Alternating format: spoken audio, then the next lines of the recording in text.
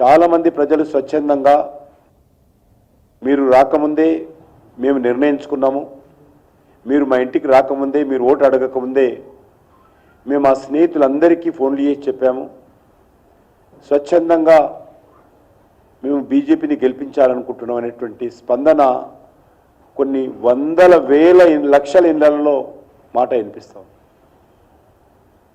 అనేక ప్రాంతాలలో స్వచ్ఛందంగా ముందుకొచ్చి వాళ్ళు ఏమాత్రం తడబడకుండా గత ఎన్నికల్లో మీకు వేయలేదు, కానీ ఈసారి ఖచ్చితంగా బీజేపీకి వేస్తామనేటువంటి వాతావరణము ఈరోజు కనిపిస్తూ ఉంది.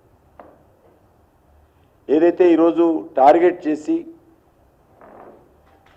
బీజేపీని ఇరకాటంలో పెట్టాలనేటువంటి కుట్ర కాంగ్రెస్ పార్టీ ఏదైతే రిజర్వేషన్స్ పైన చేసిందో, ఆ రిజర్వేషన్ లబ్ధి పొందుతున్నటువంటి వాళ్ళే చాలా చురుకైనటువంటి పాత్ర పోషించి బీజేపీ కోసం ప్రచారం చేస్తున్నారు.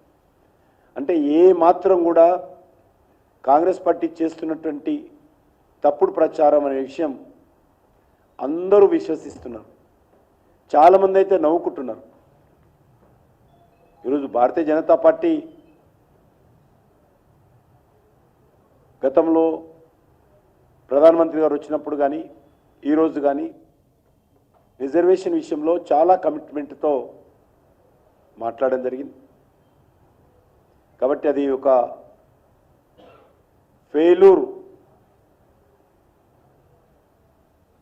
ఫెయిల్యూర్ అయినటువంటి అపవాదు మా మీద మోపేటువంటి ప్రయత్నం చేయడం జరిగింది కాంగ్రెస్ పార్టీ.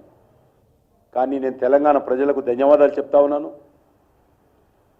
వాళ్ళు చేసినటువంటి తప్పుడు ప్రచారాన్ని ఎక్కడ కూడా ఏ ఒక్కరు కూడా విశ్వసించలేదు, ఎవరు కూడా ఆందోళన వ్యక్తం చేయలేదు, ఎవరు కూడా రోడ్ల మీదకి రాలేదు. అది చిన్న సంఘటన కాదు. ముఖ్యమంత్రి గారిది ఇర్రెస్పాన్సిబుల్, బాధ్యతారహితమైనటువంటి ఆరోపణ.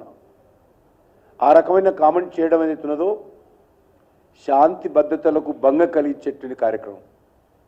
అయినప్పటికీ ప్రజలు నమ్మలేదు కాబట్టి, భారతీయ జనతా పార్టీ ఆ రకమైనటువంటి ఆలోచన లేదు కాబట్టి,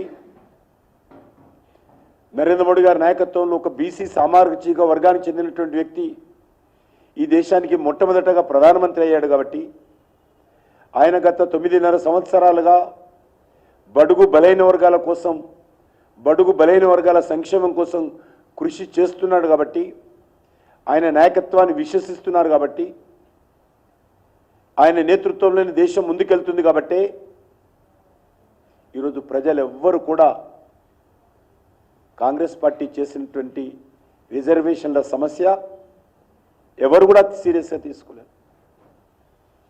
ఎక్కడ కూడా మేము ఇళ్లలో వెళ్తున్నప్పుడు కానీ, బస్తీలలో తిరుగుతున్నప్పుడు కానీ ఏ ఒక్క వ్యక్తి కూడా ఈరోజు దానిపైన మాట్లాడే పరిస్థితి లేదు.